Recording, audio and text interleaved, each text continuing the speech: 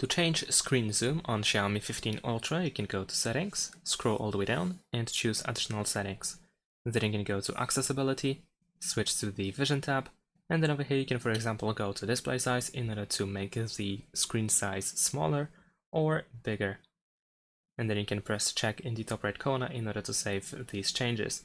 In addition to that, you can also use magnification, but for this, in order to use it, we need to enable the shortcut that looks like this. So once you press Got it, you can tap on it in order to enable magnification. And now you can tap the screen in order to zoom in. You use two fingers in order to change the position to drag around, and then you can pinch with two fingers in order to change the zoom. So you can zoom in even more if needed. And then we can tap on the button again in order to close the zoom. And that's pretty much it. Thanks for watching, leave a like and subscribe to my channel, and see you in my next videos. Bye!